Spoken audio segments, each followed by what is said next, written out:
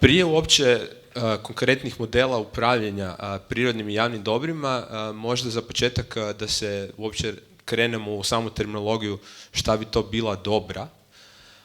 I najjednostavnije rečeno, dobre su zapravo dobre su ono od čega imamo koristi. Znači konkretno znači, za društvo, za čovjeka, sve ono što je korisno u svakom smislu definiramo kao nekako dobro. Zato se i zove tako dobro, jer je dobro. Dobro za nas, dobro za čovjeka. Znači konkretno prva podjela na različita dobra jest da ona mogu biti privatna i javna. Sad konkretno ako pogledamo Muzil, to bi bilo kakvo onda dobro? Privatno ili javno? Javno, zato što se nalazi u javnom vlasništvu. Sad, čije je to konkretno javno vlasništvo grada Pule, države i tako dalje, nešto što se trenutno mijenja i vidjet ćemo isto čije će to vlasništvo biti, vjerojatno dugoročno grada Pule, ali dalje znači grad Pule kao institucija lokalne vlasti, znači radi se o javnom vlasništvu.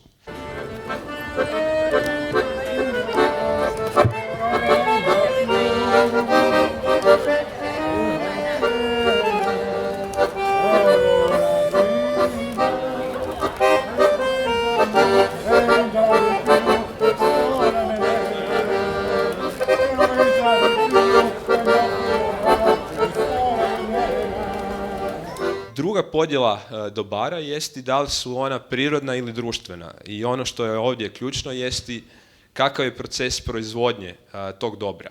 Znači da li se radi o nekakvim prirodnim procesima koji proizvode prirodna dobra bez utjecaja intervencije čovjeka ili je riječ o nekakvom društvenom dobru koje je zapravo znači, proizvod nekakvog ljudskog djelovanja. Sad znači konkretno onda na Muzilu da li bi to bilo prirodno ili društveno dobro? Šta mislite? Pa zapravo, da, jedno i drugo. Znači imamo konkretno prirodno dobro samo fizičkog prostora poluotoka Muzila koje obilježava različita flora, fauna, biološka raznolikost, znači cijeli taj neki zeleni pojas, znači nešto što je, Muzil je stvoren nekakvim prirodnim procesima kao prirodno dobro, međutim tamo isto tako imamo i neke objekte, nekakva dobra koje su stvorili ljudi, koji su isto tako resursi, koji su isto tako nekakva dobra, a to su uglavnom nekakve zgrade koje su se koristile za različite vojne namjene i koja isto tako mogu poslužiti nekoj dobroj svrsi. Tako da su to nekakva društvena dobra koja se trenutno nalaze na poluotoku Muzilu.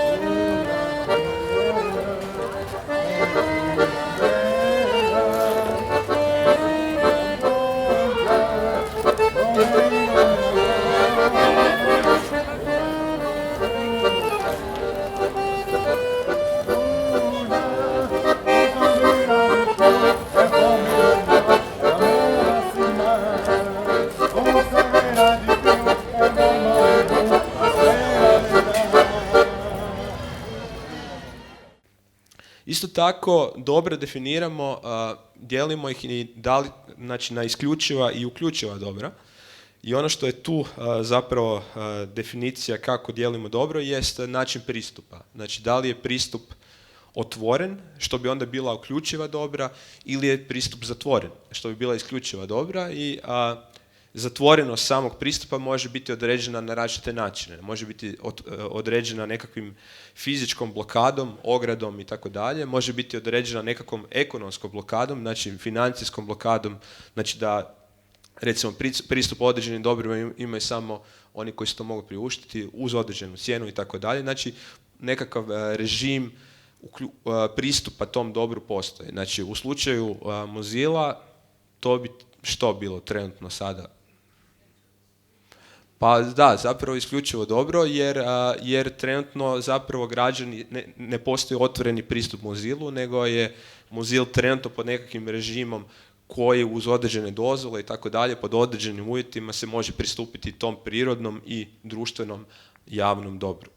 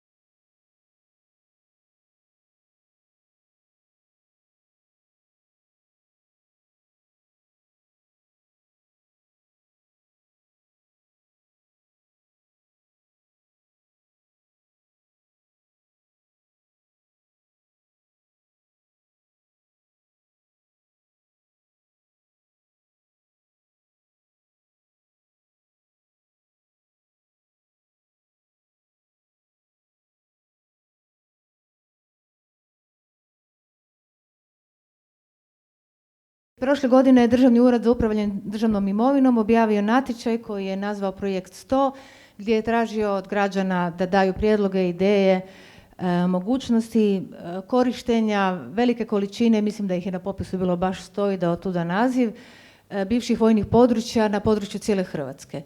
Mi smo znači, iskoristili tu priliku i ponudili smo im realizaciju projekta koji smo nazvali Muzil Starter.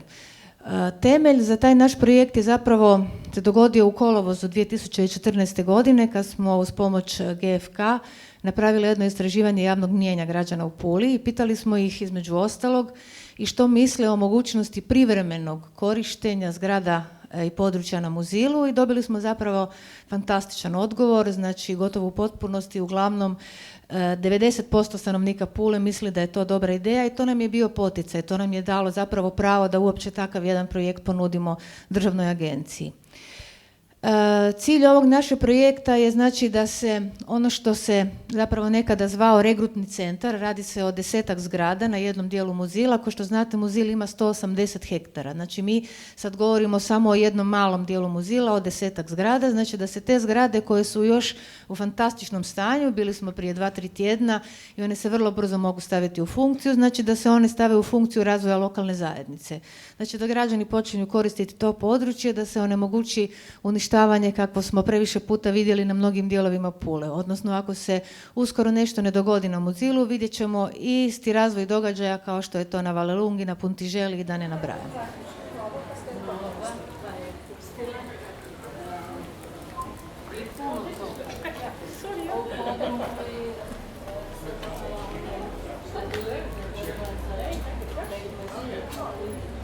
Znači mi smo utemeljili ovu svoju ideju na najmanjem zajedničkom nazivniku. Naime, ja mislim da su ove dve stvari koje su navele taj najmanji zajednički nazivnik. Da ga treba što prije zaštititi od devastacije i da ga treba staviti u funkciju lokalne zajednice. Ja zbilja mislim da nema nitko u gradu Puli danas ko se ne bi mogao složiti sa ove dvije teze. Trebamo iskoristiti i krenuti sa onim što smo mi znači, nazvali Muzil Starter, privremenim korištenjem resursa koje postoje na Muzilu. Znači ne samo zgrade, za što smo mi dali ovaj svoj prijedlog, nego i zelenih površina, kako je to nevjerojatno područje za rekreaciju u Puli. Pa to je 150 hektara, zapravo šuma i livada. Hvala, stari. Sad ćemo. Ovo je za ovo. Svi dan pore by the beam. Cause every little thing begging's gonna be alright, yeah. See don't worry by the beam. Cause every little thing's gonna be alright. Rise up this morning, smile with the rising sun. 3 little birds, each by my doorstep. Songs, melodies pure and true. Saying, this is my message to you. Pitanje upravljanja javnim dobrima i pitanje upravljanja javnim resursima je ono što se unutar nekakvih stvari kojima se na apstraktnoj razini GONG bavi naziva pitanjima dobrog upravljanja ili pitanjem kvalitete upravljanja. Muzil kao jedan izuzetno vrijedan resurs, prvenstveno Pule, ali ne samo Pule, nego i cijele Istre i cijele Hrvatske, je po našem mišljenju bio idealan primjer da sa građanima i građankama raspravimo na vrlo konkretnom pitanju o načinima kako se javnim resursima danas upravlja u Hrvatskoj i kako se njima možda može na neki drugačiji način upravljati. Muzil je godinama bio ili možda nikada ni nije bio smatran dijelom grada Pule, a možda je vrijeme da on to danas postane.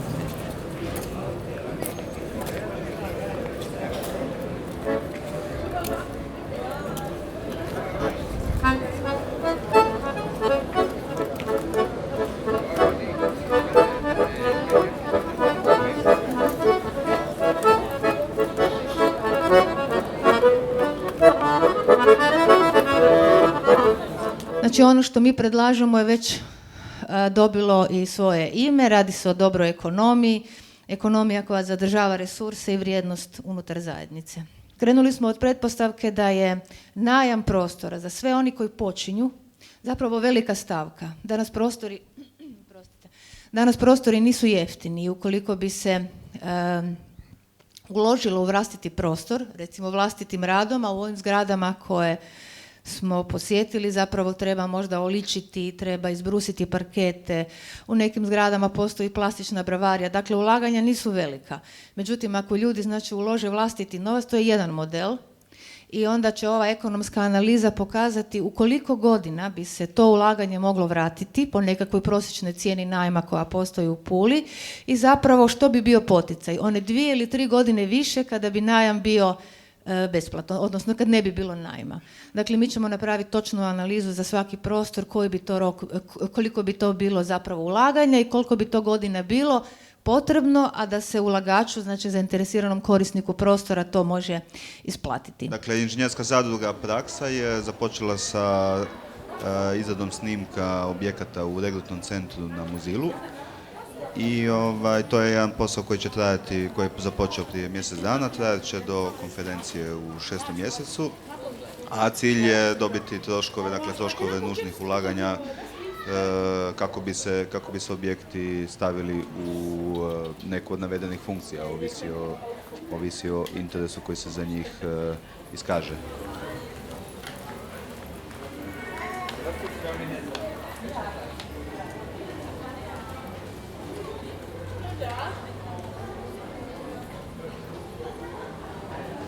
Dakle, od tih objekata 5 ih je zapravo neposredno, bez ikakvih preinaka je moguće ih je koristiti. Jedno je upravna zgrada na samom vrhu Muzila, blizu utvrde Marije Luize. I radi se o zgradi od nekih 6 do 7 tisuća kvadrata sa svoje 3 etaže. Ona je i najveći objekt osim utvrda na zoni Muzila. Dođi kokica, da ti obučem jaknicu.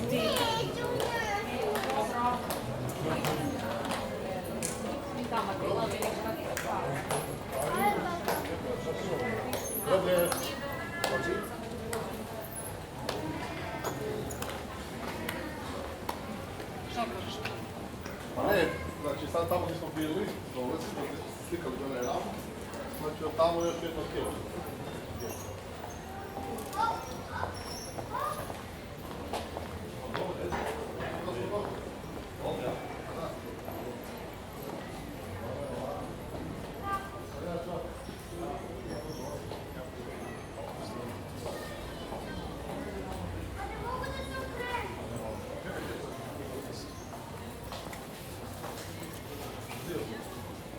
Druga varijanta za useljavanje koja je možda fleksibilnija zato jer se radi o manjim zgradama su spavaonice. Riječ je o 4 zgrade, svaka veličine 2 do 2,5 tisuće kvadrata, koje su pogodnije da se fazno i postepeno useljavaju zato jer je moguće kada se iskaže interes za jednom zgradom, onda se može ta jedna zgrada staviti u funkciju, pa onda krenuti na drugu, pa na treću i tako dalje. Tako da smo onda tim redoslijedom krenuli izrađivati procjenu ulaganja. Počeli smo sa spavaonicama. Za sada kako smo ih pogledali, niti jedna u principu nema znakova nekih većih uništavanja. Riječ je o nekim štetama koje su nastale zbog nekorištenja. Znači ti objekti su od 2007.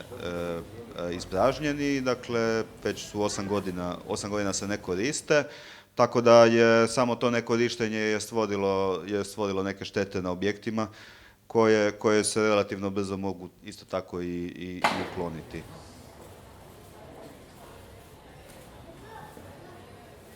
Znači ovo što mi predlažemo je da se nešto koristi odmah kako bi se izbjegla devastacija.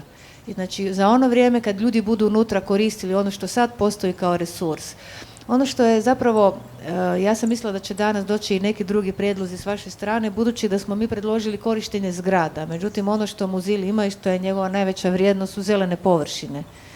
Ja sam prije razgovarala s jednom gospođom koja je recimo rekla kako bi oni bili zainteresirani raditi pješačku stazu. To može biti i biciklistička staza, ali i niz drugih sadržaja koji se mogu dogoditi, a da se zapravo gotovo i ništa ne investira, a da ljudi počnu koristiti cijelo to područje. Ovako, ja sam Eugenija Nađa, inače predstavljam klub rekreativaca u prirodi.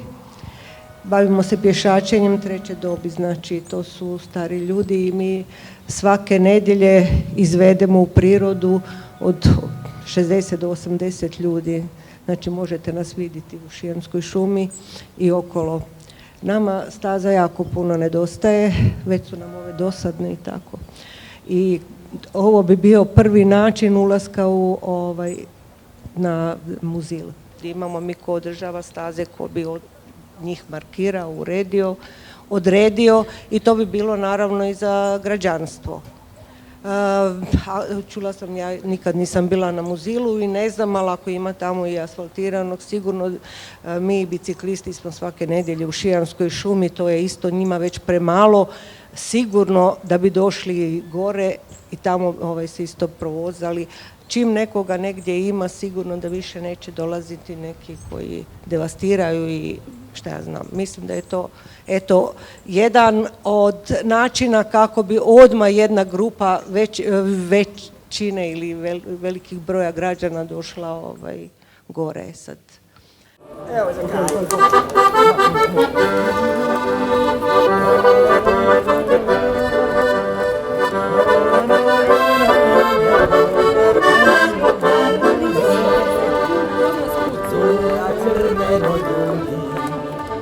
Vinogradi gdje stoje, tu je voljena voda, sunce moznilo vode, u starom gradu na bijeku, voda stali su sati, tu me rodila moja najdraža Marija, tu me rodila moja najdraža Marija. Samo anđeli znaju kako je u raju, samo anđeli nebeski, samo anđeli znaju kako je u raju, samo anđeli najizmi, što su jednoga i su vidjeli.